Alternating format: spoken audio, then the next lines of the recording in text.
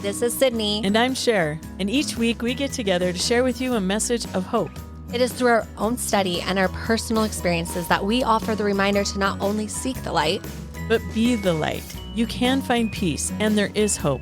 And as long as one of us is slightly caffeinated, there will be laughter. Today's topic is patience. I just don't know why you take so long to say it sometimes. It's patience. Today's topic is patience.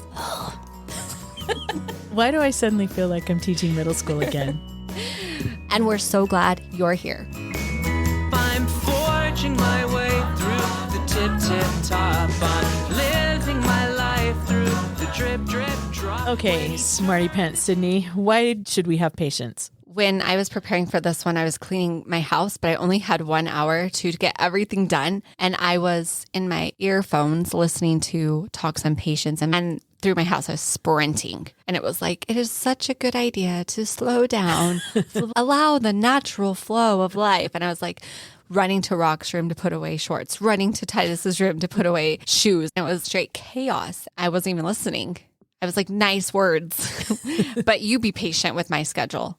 It's just so full because the time of this recording, it was Halloween yesterday. And there was a lot to do. There's a lot of candy to collect. There's a lot of costumes to fix that were already broken. There's a lot of feelings to put back together. And there's a lot of teachers out there that please pray for them that they can make it through the day after Halloween. It is horrible. You could say that because you're a teacher. I just say it because it sounds good to say.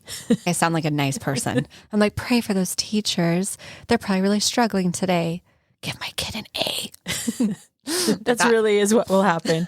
I felt bad. I really did feel bad dropping my kids off today, but I didn't feel bad enough to keep them home. Right. Well, why would you? I don't want the judgment when I eat their candy, you know? Right. Like I don't want them looking at me when you're and eating saying, all of it. You didn't even collect it. Yeah, it'll make it harder if they were home for you to steal all their candy. Right. And then you're like, well, I'm just making sure there's no drugs in these candies, except for sugar is a drug, but we're going to all together as a society look past that. I think I need patience. Just talking about Halloween, I am losing my patience. People are way past Halloween by the time they're listening to this. Yeah. But I will say I saw one of the most beautiful example of patience last night on Halloween trick-or-treating. Imagine this. I can't. Okay. There was a family walking together and 2 little boys. They're probably around 7, 8 years old. They said, Dad, why are you going so fast? Grandpa's behind us. And I look over and there's this tiny little old man with his cane walking behind his family. And I watched these 2 boys who were so concerned that the family was far ahead. They both stopped and paused. And they just had this look of, I don't know what to do right now because everyone else is running ahead to get candy. But Grandpa is now a block behind. So I was just standing there and found a comfortable spot in the cold cement and watched this whole thing go down. I mean, I consider, can I give that man a piggyback ride? All right, I creepy. really did. I was like, Can I pick him up? Nobody thinks like that. Is that just a me thing? So you see an older guy walking with a cane and your first instinct is to pick him up. We'll carry him, help him. But not to like grab his arm or walk next to him. It's just you're going to pick him up and throw him over your shoulder. What are you going to do? I was thinking like shoulder ride. He wasn't very big. That's what my kids prefer is the shoulders. Right. I think that 9 out of 10 people would have had the same thought. I think you're the one who's not thinking of picking up elderly old men as a hobby. This has gone really wrong. wrong. Listen, this is real. Let's go. Okay. Back to the subject, Sher. Okay. The point is, I saw these kids and their dilemma they had. And one of them ran ahead with the family. The other one, he just couldn't do it. He turned around and he did not pick up his grandfather, but he just held his arm. Oh, that's weird. Yeah, the one. And it was so sweet, though. It was sweet. At 7 years old when you're getting all this free candy, this major dilemma for a 7-year-old. Do you run ahead and you keep going or stop, turn around and do the right thing? And he did the right thing. And it was so beautiful. At that point, I do believe I got caught staring, but it's okay. I just thought it was such a beautiful moment. But then the best thing happened right after they walked together. The grandfather, he was so sweet and just wrapped his arm around his little grandson and they walked together. And it was beautiful. It was a picture, a painting, a work of art. And then the little boy grabbed his hand and tried to drag him. And I loved it so He's much. like, come on, Grandpa, I know you can run. Yeah, he's like, we could go faster, but together, but let's go. I will throw you on my shoulders right now, Grandpa. Let's go, G-Paw. But I did think, since patience was on my mind as I was preparing, I thought that is a very patient and loving little boy. It was so sweet. Yeah, that's great. But speaking of Halloween, last thing, and then Halloween will be done, I promise. Once when I was young and trick-or-treating, I went by myself to get started. It was right after school, and I went to the first house. And I kid you not, the lady said to me, today is not Halloween. What are you doing? And I was so embarrassed and I was so confused. To this day, I'm 80% sure it was Halloween that day, but I can't remember past that memory. But I think that's where the core moment for my life of me questioning everything started, because she told me it wasn't Halloween and I was so sure it was. I was like 6 or 7. I was like, I don't know what day it is. And from then on, I've just questioned everything. It was that moment. It was that moment. So if you're out there, lady on the corner of Pima, Arizona, that stuck with me. I think it was Halloween, but what if it wasn't? If someone came in a full costume and it wasn't Halloween and they knocked on my door and asked for candy, I would give it to them for the effort. We can move on from Halloween now for the rest of the time. Thank you so much for being patient with my Halloween information. You are very welcome. You're very patient. Thank you. I've had a lot of practice teaching 13 to 15-year-olds. You're just right in the lane. That's why I do so well in carpool with the middle schoolers. Anyway, I'm not very good at patience, actually. I feel like when I first started teaching, I learned patience and I was starting to get pretty good at it. And then it hit a tipping point and then I started to lose patience again. But just to give you an example of how my patience has not been my strength, that's for sure, is when I was about 12 or 13 years old, I had my very, very favorite cassette tape. I don't even remember what it was, but I just know that I loved it and I would listen to the music over and over again. And one day it got all wound up in the cassette tape player. The tape got all wrinkled and caught in it and I was devastated. I pulled it out and it was just all tangled and hanging everywhere. And my brother, who was like 22 or 23 at the time, he said, I can fix it. So he took it from me and I was grieving. I was just beyond help at this point. And he said, don't worry, I can fix it. And he started to kind of untangle it, but it was still kind of knotted up. And so he got a pair of scissors and he cut it. And I lost my crap. I wigged out on him. I started hitting him, telling him he was the worst brother in the world. And I just kept swinging at him. Now, remember, I'm like 12 and he's 22 and he's just kind of blocking and trying to stop my hands from hitting him. And he kept saying, calm down. I'm fixing it. I told you I'll fix it. And I didn't believe him. I just thought he was being a horrible big brother and breaking all my stuff. So I just kept hitting and I would not calm down and I was screaming at him. Finally, he had had enough and he hit me on top of my head, but it wasn't like a hard hit. It was just more like a pop. You know what I mean? Like a proper pop. Yeah. You just right on the top, just bonk. And it shocked me. And I just sat down and he said, are you done? And I was like, yes. And he goes, okay, let me tell you what I'm doing. And then he explained to me that he had to cut it so he could untangle it. Then he could use Scotch tape to put it back together. And he did. And it worked fine. And it was great. But I was so busy literally throwing a fit that I just wouldn't have any of it. All I saw was that he was ruining my favorite cassette tape and I wanted to get revenge. And I was not patient in the process. This is symbolic for my whole life. I feel like I'm not that patient. That is just duct tape together. Yeah. Yes, exactly. Me too. But it's symbolic because I'm not patient in life. And then I start throwing a fit and God is like, calm down, just calm down. I've got this. I have it figured out. And I just keep throwing a fit. And then he starts saying, if you don't calm down, life is going to hit you in the head. So calm down, just relax. I'll take care of it. And I don't relax and I don't let him take care of it at first. And then life hits me in the head. And then that's when I start listening. And that's when I have patience because at that point I don't have a choice. And then he fixed what feels impossible. I had no idea Scotch tape would fix a cassette like that. Yeah. I had no idea. Yes, it does. It seems impossible. It's not. Ironically, when I went to college, that's how I did some of the editing, was slicing with a razor blade and basically Scotch taping it back together. That's perfect because then you used something that was painful yes. for the rest of your life. Yes, that's I did. A perfect analogy. And every time I was doing it, I'd think of getting bonked on the head by my brother. What more can we say? There is nothing. The end. Be patient with us because we're going to keep talking, but not about Halloween. I let it go. But I really think that God can fix our trials as we're going through them. Things will work out. But oftentimes we just don't have the patience to look or notice or learn. We're just too busy throwing a fit and wigging out. And we just don't see another way. Exactly. And there's so often another way. We don't see that. Absolutely. And that is what my brother did. He's like, if you just calm down for a hot minute, I can explain to you why I did that. I'm actually trying to help you. And that's what God is trying to do. He's trying to help us, but we just can't see it because we're just too busy losing our crap. So when we think of the question, why have patience? God has it all figured out and he wants us to learn. And I'm really tired of getting hit on top of my head because I don't have the patience that I should to wait and patiently learn. Literally, my head is hurting. I feel like that is something that I need to work on. This leads me to a scripture that is one of my favorites. It's in Romans chapter 5, verses 3-5. Says, but we glory in tribulations. I do not relate to the scripture. I don't either. It gets better. When he says we, is it like him and one of his buddies? Yes. It's Okay. not us. It's not like me. It's not Sydney and Sher. I glory in complaint. And lack of patience. Yeah. I'm like, look at all this lack of patience. Hallelujah. I feel this. All right. I promise the scripture gets better.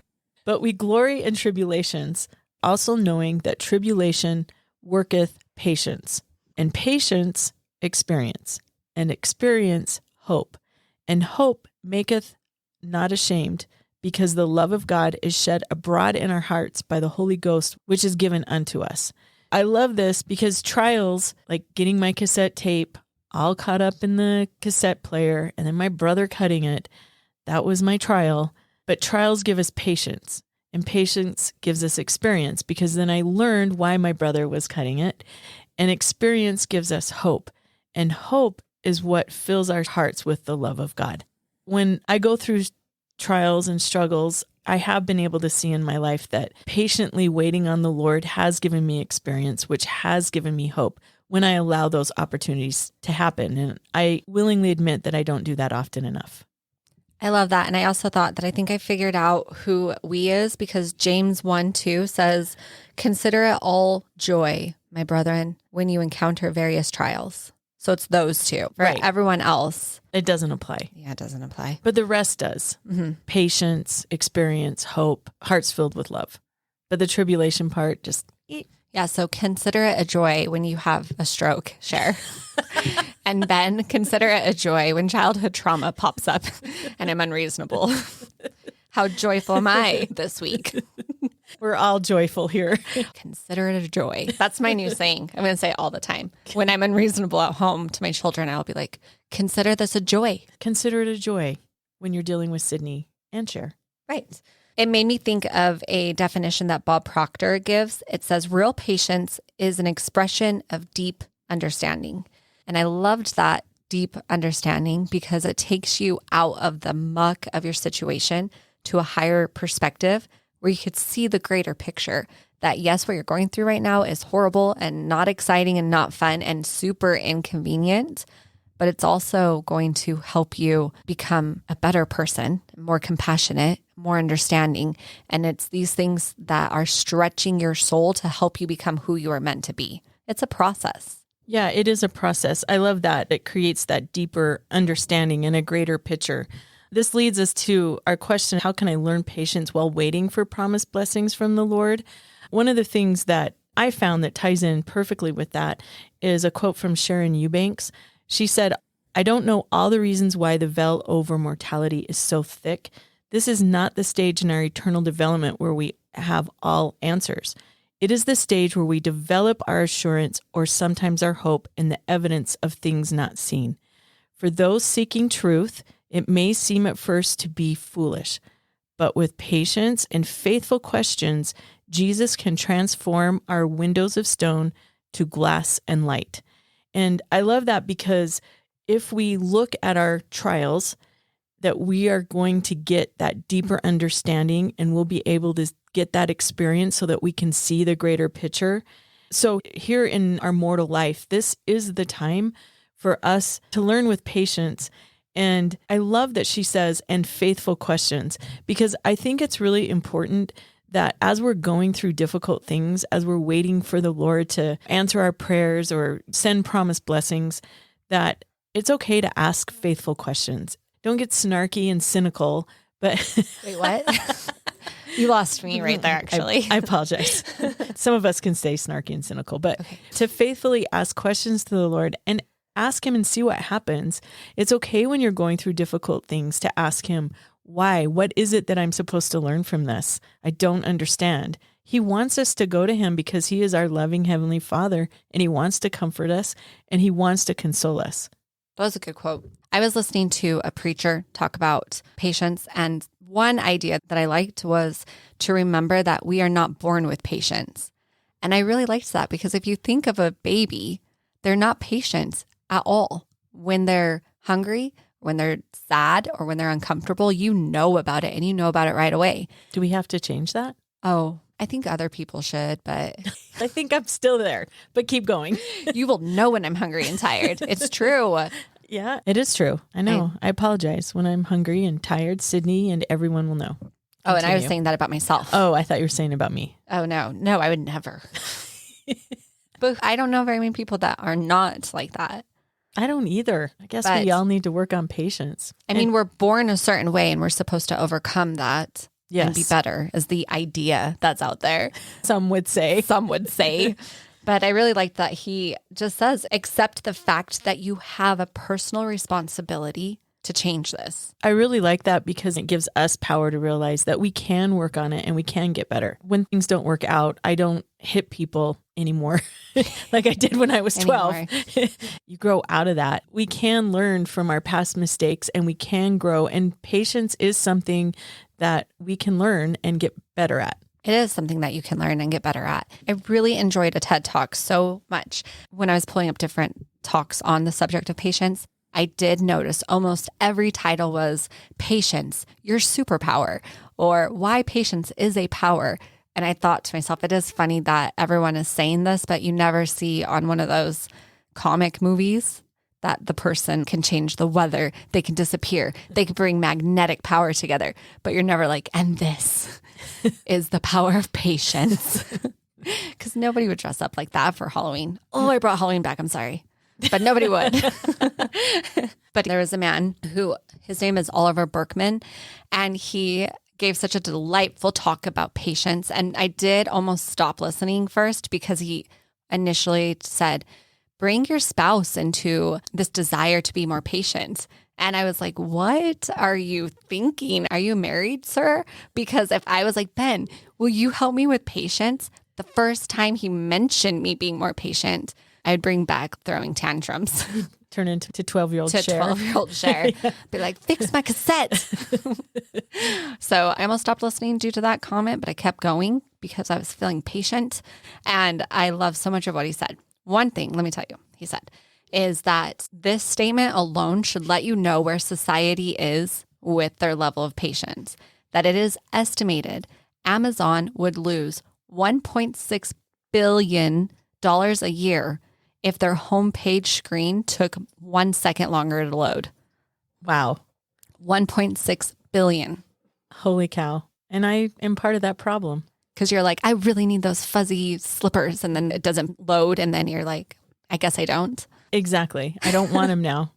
Forget the fuzzy slippers. There is so much to reflect on that statement.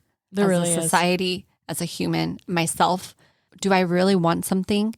And then it takes a second longer to load. And then you don't buy it. You didn't really need it. This was painful. That one sentence, I paused and I thought on it and I was like, oh my, we have some changing to do. Yeah. I do that with Netflix. If It doesn't load, I'm done. Me too. You're like, Listen to this Netflix. But he also said that he once stood in front of the same painting for 3 hours. 3 hours? Yes. And it wasn't just he was being cruel to himself, but it was an assignment given by a professor to go sit in front of a piece of art and study it for 3 hours. And he said he thought he was almost done and he looked down and it had been 17 minutes. I probably would have looked down in about 2.5 minutes. I know. I was like, that's pretty good, actually. You should give yourself some more credit there, Oliver. 17 minutes straight is good. That's at solid. a non-moving picture. Yeah. Are you serious? That's pretty impressive. And he talked about how horrible it was to sit there and look at it and try to act like he loved it. Not that he was trying to get an A. But he said, here's what happened at the end. When you spend that amount of time and you get through the uncomfortable patience part and just accept that it is what it is, that you start to notice detail that you never saw before. He started to notice little details in the back of a certain cup or a certain shadow or a light casting. And I loved the thought of that you start to notice detail. And I thought of times when I'm driving and I'm in a rush, the only detail I know is if somebody stops at a yellow light. I will notice that and I will hate them. But if I gave myself time and I'm actually enjoying the drive and listening to good music, then you notice detail around you. And there's so much beauty all around us. And all of the middle schoolers will make fun of me now because if we're actually not in a rush, I think I've apparently said, look at those mountains too many times, because every single time the middle school kids hop in the car, they're like, hey, Sid, did you notice those mountains today? I don't feel hurt by this at all. But then I did think there are days I notice the mountains and there's days that I don't notice the mountains. If we can allow ourselves to be patient, then we live in the moment. And if we live in the moment, we're going to notice very beautiful details. I love that, especially when you have those questions, you do see more details and you start to notice, I'm just going to change the word just a little bit, those tender mercies that God is sending your way. If you do have the patience to quietly wait and ask, you will start seeing them. As an example, in Matthew 11:28 and 29, it says, "Come unto me, all ye that labor and are heavy laden, and I will give you rest. Take my yoke upon you and learn of me, for I am meek and lowly in heart, and ye shall find rest unto your souls." So God has promised this to us. This is one of those promises that if we're patient, this is a promised blessing that he is willing to give us. And I know that when I've gone through difficult experiences and I've had questions, that there have been times where I've actually felt that rest in trials. An example of this is when my parents were both really sick. And I did feel heavy laden. I felt like there was a weight on my shoulders. I was exhausted physically and mentally, but I felt as time went on, I truly was yoked with God, that he was helping me and really dragging me along so that I could do this, because I'm not strong enough to go through something like that. I'm a big baby, and there's no way that I could do that unless I had help. And that to me was fairly obvious.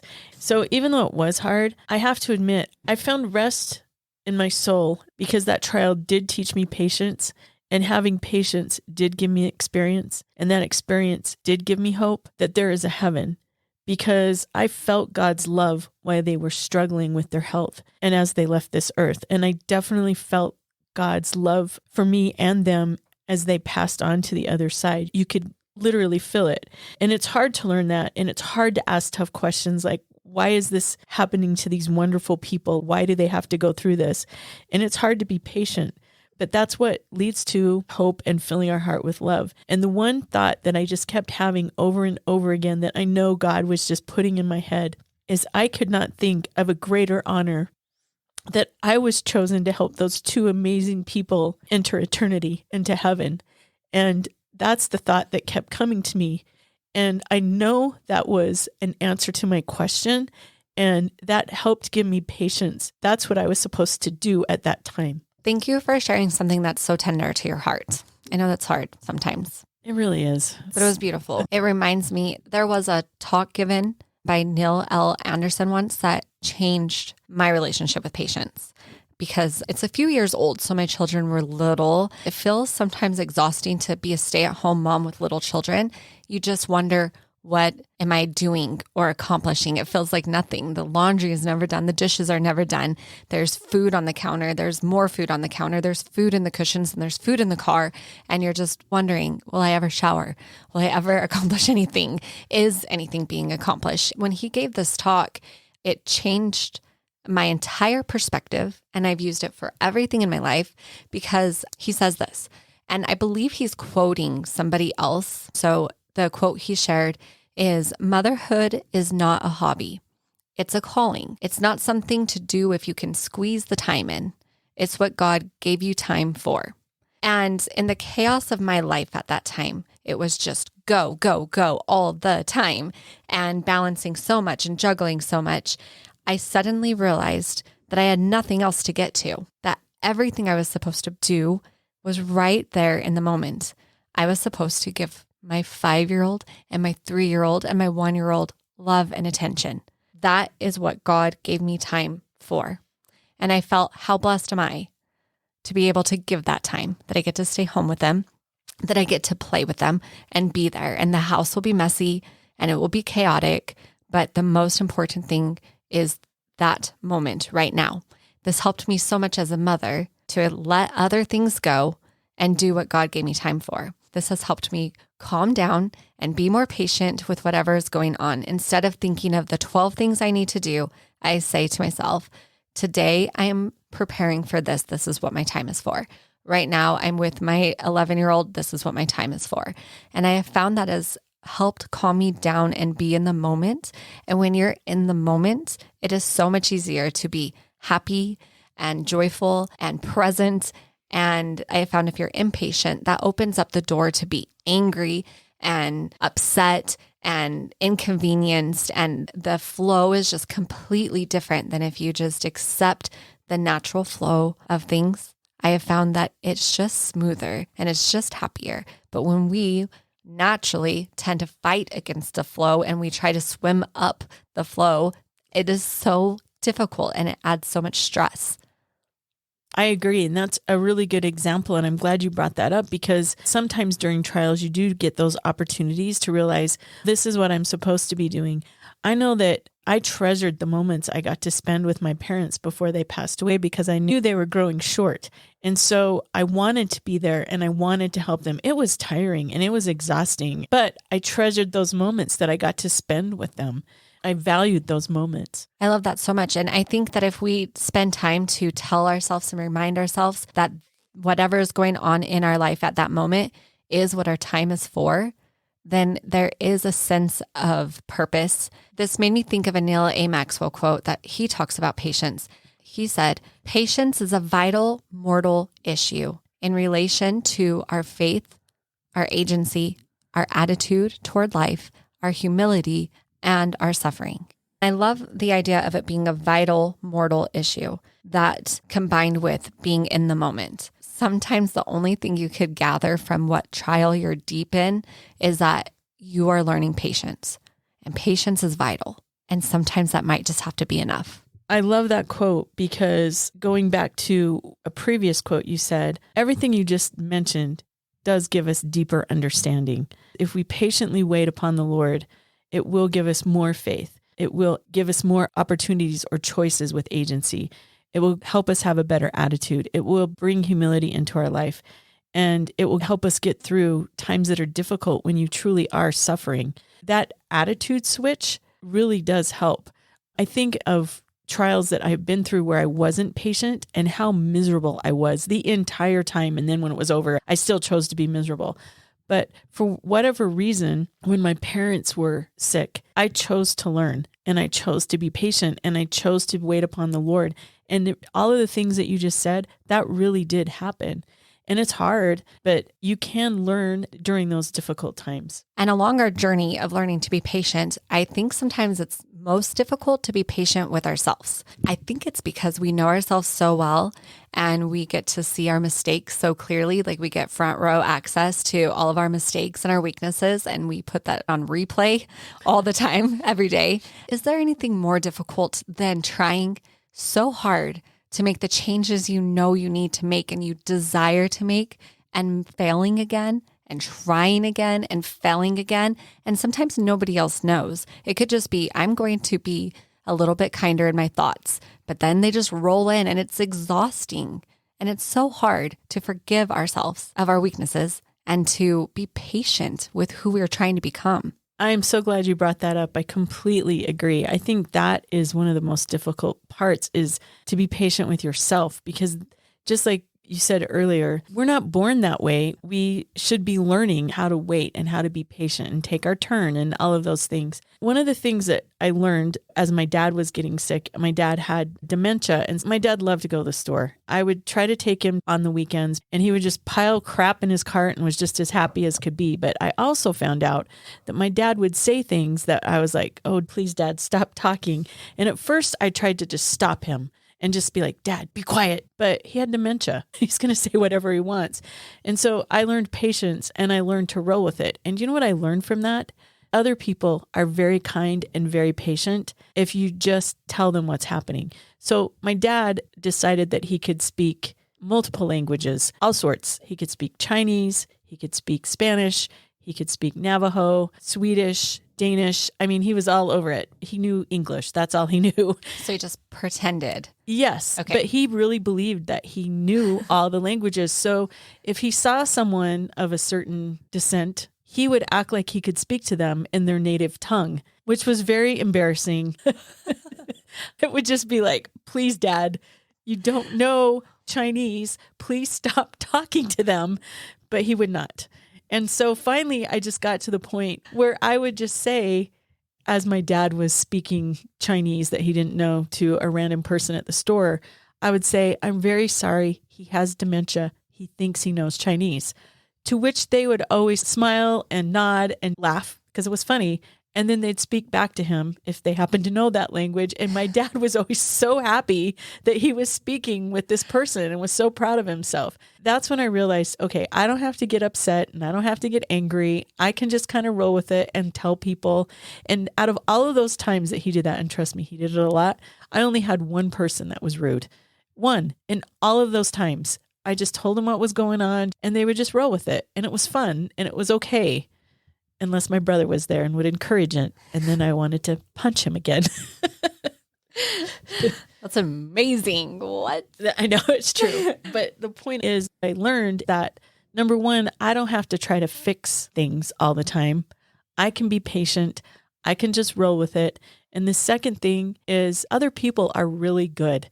Out of all the times, one person was grumpy and I just blew him off and moved on because everyone else was so great and so happy to help me and my dad. That is hilarious. I couldn't even say anything because I was like, what? What do you do? Thank goodness for some good people, man. It's true. I just have to share when I got my reality check and when I realized I needed to have patience.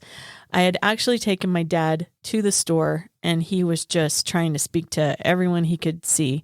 And then when we got home, he was reading the ingredients on the back of the stuff he had bought and he was trying to say them in Japanese. And he's like, I don't know what's wrong with me. I forgot how to read. And he just kept saying this over and over again, trying to read this language that he has no idea what he's reading. And finally, I got snappy and I turned around and I said, Dad, the reason you can't read it is because you don't know Japanese.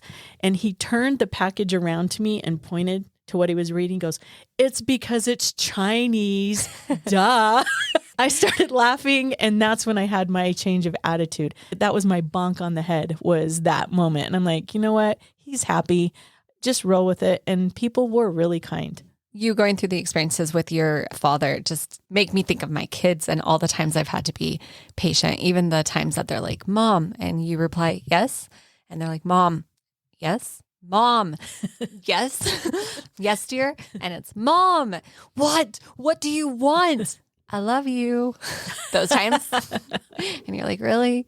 Thank you. Little bonk on the head from a little 2-year-old. I guess there's nothing like other people to help us become more patient, is there? It's true. I think it's just important, though, that we take all of this from being patient to ourselves to being patient in relationships with our children, with spouses, with coworkers, with aging parents, that we remember that truly this is what our time is for, and that we accept that it is our personal responsibility to improve our patience, and that the promise is there and the evidence that if we do take time and become more patient, then we get to live a life in the moment.